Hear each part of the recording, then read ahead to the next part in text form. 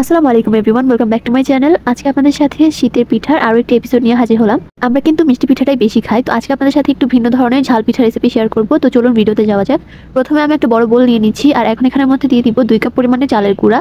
2 cup চালের গুঁড়ার সাথে আমি দিয়ে দিচ্ছি 1 কাপ পরিমাণে আটা। তো এখন এগুলোকে একটু ভালো মতো মিশিয়ে নিচ্ছি। তো তারপর এখানের মধ্যে আমি গরম পানি দিয়ে দিচ্ছি 2 কাপ পরিমাণে। পানিটা অল্প অল্প করে দিয়ে একটা পাতলা ব্যাটার তৈরি করে নিতে হবে। একদম পাতলা করে ফেলবো না, কারণ এটার মধ্যে কিন্তু আরও কিছু ইনগ্রিডিয়েন্টস অ্যাড হবে, তো এটা কিন্তু আরও কিছুটা পাতলা হয়ে যাবে। তো ফার্স্টে আমি 2 কাপ পরিমাণে পানি দিয়ে এগুলোকে খুব ভালো মতো একটু মিশিয়ে নিয়েছি। এরকম যখন একটু আঠালো টাইপের হয়ে আসবে, তখন এখানের মধ্যে আমি দিয়ে দিচ্ছি স্বাদ অনুযায়ী কিছুটা লবণ। তো তারপর এখানে আমি দিয়ে দিব 1/2 চা চামচ আদা বাটা, 1/2 চা চামচ রসুন বাটা, 1/2 চা চামচ দিয়ে দিচ্ছি হলুদের গুঁড়া, 1/2 চা চামচ দিয়ে দিব জিরার গুঁড়া। আর তারপর এখানের মধ্যে আমি কাঁচা পেঁয়াজ অ্যাড করছি। কাঁচা পেঁয়াজ এখানের মধ্যে আমি 1/4 কাপ দিয়েছি। তারপর এখানের মধ্যে আমি 3-4টার মতো কাঁচামরিচকে কুচি করে দিয়ে দিয়েছি। আর তারপরে দিলাম ধনিয়া পাতা। এগুলো স্বাদ অনুযায়ী দেওয়া যাবে কম বেশি করে। তো তারপর এখানের মধ্যে আমি দিয়ে দিব 2টা ডিম। ডিমটা দেওয়ার পর এখন এই সব কিছুকে খুব ভালো মতো মিশিয়ে নিতে হবে। আলতো হাতে যদি সময় নিয়ে এগুলোকে মিক্স করা হয়, তাহলে দেখবেন যে প্রতিটা পিঠাই একদম ফুলকো হবে। তো দেখতে পাচ্ছেন এটার ঘনত্বটা ঠিক কীরকম হবে। তো এখন এগুলোকে আমি ভেজে নিব। ভাজার জন্য এরকম ছোট টাইপের কড়াই নিয়ে নিচ্ছি। তো তারপর এখানের মধ্যে আমি ডুবো তেল দিয়ে দিচ্ছি। তেলটা ভালো মতো গরম হয়ে গেলে 1 চামচ পরিমাণে পিঠার ব্যাটার দিয়ে দিচ্ছি।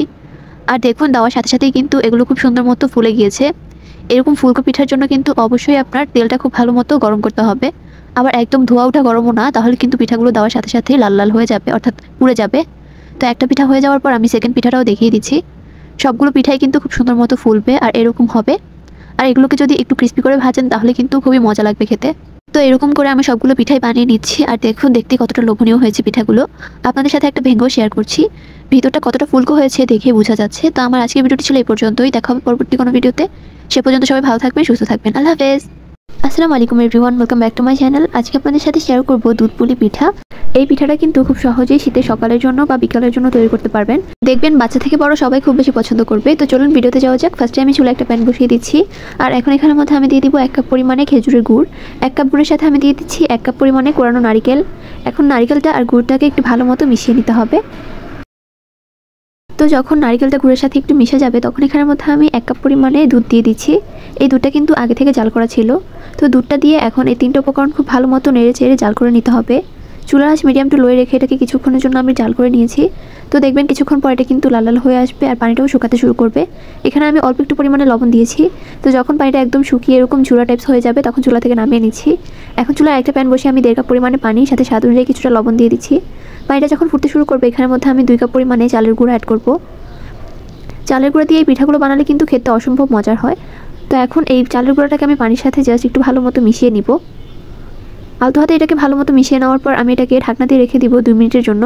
এটাকে যদি ঢাকনা দিয়ে রেখে দেওয়া হয়, তাহলে দেখবেন যে এই ডোটা অনেক বেশি পারফেক্ট হয়ে যায়। তো এখন আমি ঢাকনাটা সরিয়ে দিচ্ছি। আর দেখুন ডোটা কিন্তু অনেকটা ঝুড়া টাইপস হয়ে গিয়েছে। এটা দিয়ে কিন্তু অনেক সুন্দর পিঠা বানানো যাবে। তো যখন ডোটা একটু ঠান্ডা হয়ে আসবে, তখন আমি একটা খালি জায়গার মধ্যে এটাকে মথে নিচ্ছি। এখানের মধ্যে আমি অল্প একটু পরিমাণে আটা দিয়ে তারপর এগুলোকে মথে নিচ্ছি। তো তারপর যখন মথা শেষ হয়ে যাবে, এটাকে আমি গোল করে তারপর আমি উপর দিয়ে কিছুটা পরিমাণে আটা ছড়িয়ে দিয়ে এখন আমি একটা রুটি বানিয়ে নিব। এই রুটিটা কিন্তু খুব একটা মোটাও না, আবার খুব একটা পাতলাও হবে না, আপনারা দেখেই বুঝতে পারছেন। তো তারপর আমি একটা বোতলের মুখা দিয়ে এগুলোকে এরকমভাবে কেটে নিচ্ছি। যে কোনো ধরনের কুকি কাটার বা কোনো বয়মের ঢাকনা দিয়েও কিন্তু এই কাজটা করা যাবে। তারপর এক্সট্রা যেগুলো ছিল ওইগুলো দিয়ে কিন্তু আমরা আবার রুটি বানিয়ে সেম প্রসেস ফলো করব। তো এখন আমি একটা ছোটো রুটি নিয়ে নিচ্ছি। আর তারপর যে পুরটা বানিয়েছিলাম সেই পুরটা এক সাইডে দিয়ে দিব। এই পুরটা কিন্তু একটু ছড়িয়ে লম্বাটে করে দিবেন, তাহলে দেখবেন যে সব সাইড দিয়ে সমানভাবে ভিতরে পুরটা থাকবে। তো তারপর আরেক পাশ দিয়ে এটাকে আমি সিল করে দিব। তারপরে যে পার্থ অংশটা আছে ওইটাকে আমরা হাত দিয়ে এরকম চেপে চেপে সিল করে দিব। একটু ভালোভাবে করবেন, নাহলে কিন্তু চুলায় দেওয়ার পর এগুলো ফেটে যেতে পারে। তো আপনাদের সুবিধার্থে আমি আরও একটি করে দেখাচ্ছি। সেমভাবে আমি ওই রুটির এক সাইড দিয়ে পুরটা দিয়ে দিচ্ছি, আর তারপর আরেক পাশ দিয়ে এটাকে সিল করে দিব। তারপর যেগুলো খালি অংশ আছে ওগুলোকে ভালো মতো চেপে দিলেই কিন্তু পিঠাটা একদম রেডি। এখন আমি এগুলোকে যেই দুধের মধ্যে ভিজাবো সেই দুধটা তৈরি করে নিব। তার জন্য চুলায় একটা প্যান বসিয়ে 3 কাপ পরিমাণে দুধ দিয়ে দিচ্ছি। এই দুধটা কিন্তু আগে থেকে কিছুটা জাল করা ছিল, তারপর বরফ হয়ে গিয়েছিল। তো এখন এই দুধটাকে আমি আবারও কিছুক্ষণ জাল করে নিব। তারপর এখানের মধ্যে আমি ফ্লেভারের জন্য দিয়ে দিচ্ছি 4টা এলাচ। আপনারা চাইলে কিন্তু এলাচের গুঁড়াটাও ইউজ করতে পারেন। তো এখন দুধটাকে নেড়ে চেড়ে কিছুক্ষণ একটু ফুটিয়ে নিতে হবে। তারপর এখানের মধ্যে আমি 1 কাপ পরিমাণে দিয়ে দিচ্ছি খেজুরের গুড়।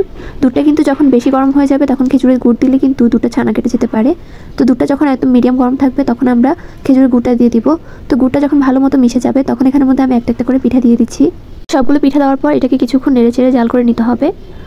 আর যখন দেখবেন যে পিঠার রংটা একটু অন্যরকম হয়ে গিয়েছে আর গুড়ের কালারটা একদম মিশে গিয়েছে, তখন এটাকে চুলা থেকে নামিয়ে নিতে হবে। আর দেখুন পিঠাগুলো কিন্তু আগের তুলনায় অনেকটা ফুলেও গিয়েছে। তো দেখতেই পাচ্ছেন আমাদের লোভনীয় মজাদার পুলি পিঠা একদমই রেডি। তো আমার আজকের ভিডিওটি ছিল এই পর্যন্তই। আল্লাহ হাফেজ। আসসালামু আলাইকুম everyone, welcome back to my channel. আজকে আপনাদের সাথে আমি শেয়ার করব ছিটা পাটিসাপটা রেসিপি। ছিটা রুটির সাথে কিন্তু আমরা অনেকেই পরিচিত, তবে ছিটা পাটিসাপটাটা কিন্তু আমি এই ফার্স্ট টাইম বানিয়েছি। মাঝে মাঝে একটু ভিন্ন ধরনের আকর্ষণীয় খাবার বানালে কিন্তু বাচ্চা থেকে বড় সবাই খুব আগ্রহ নিয়ে খায়। চলুন দেখে নেওয়া যাক কীভাবে এই মজার পাটিসাপটাটি বানিয়ে নিব। প্রথমে একটা বাটিতে নিয়ে নিচ্ছি 1 কাপ পরিমাণে চালের গুঁড়া, হাফ কাপ পরিমাণে ময়দা, 1 চা চামচ দিয়ে দিচ্ছি চিনি, হাফ চা চামচ দিয়ে দিচ্ছি গুঁড়া দুধ, স্বাদ অনুযায়ী কিছুটা লবণ। এখন এই শুকনো উপকরণগুলোকে খুব ভালো মতো একটু মিশিয়ে নিচ্ছি। এটা কিন্তু ছিল শুকনো চালের গুঁড়া, তার জন্য এখানের মধ্যে আমি একটু গরম পানি ইউজ করছি। তো গরম পানিটা দিয়ে অল্প অল্প করে এটাকে মিশিয়ে নিতে হবে।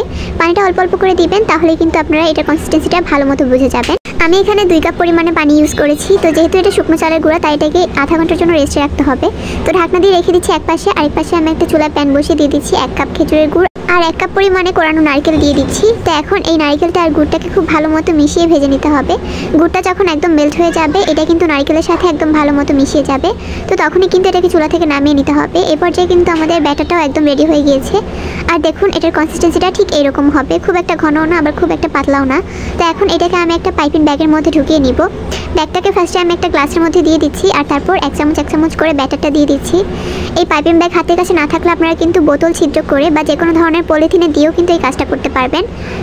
তো সম্পূর্ণটা ঢুকে নেওয়া হয়ে গেলে আরেক পাশে আমি চুলায় একটা প্যান বসিয়ে দিচ্ছি ননস্টিকের। এখন এখানের মধ্যে সামান্য একটু তেল দিয়ে আমি টিস্যু দিয়ে তেলটাকে ব্রাশ করে দিয়েছি। আর এখন আমি সেই পাইপিং ব্যাগের মুখটাকে একদম ছোট করে কেটে এরকম এবড়ো থেবড়ো করে দিয়ে দিচ্ছি। এটা কিন্তু একদম সমানভাবে দেওয়া হবে না, এলোমেলো করে দিলেই কিন্তু ছিটা রুটির একটা শেপ চলে আসে। তো তারপর মাঝখান দিয়ে একটু পুর দিয়ে দিচ্ছি, আর তারপর এটাকে আমি খুব সুন্দর মতো রোল করে নিব। এটা কিন্তু খুব একটা গরম থাকে না, তাই হাত দিয়ে আপনারা এটাকে রোল করতে পারবেন। আর এটাকে যদি একটু মুচমুচে করে বানান, তাহলে খেতে তো একদম সেরা লাগে। তো এরকম করে আমি আরও একটি পাটিসাপটা বানিয়ে নিচ্ছি। দেখুন এগুলো কতটা লোভনীয় হয়েছে। খুব সহজেই কিন্তু অল্প সময়ে এই নাস্তাটা বানিয়ে নিতে পারবেন এই শীতের সন্ধ্যায় বা সকালের জন্য।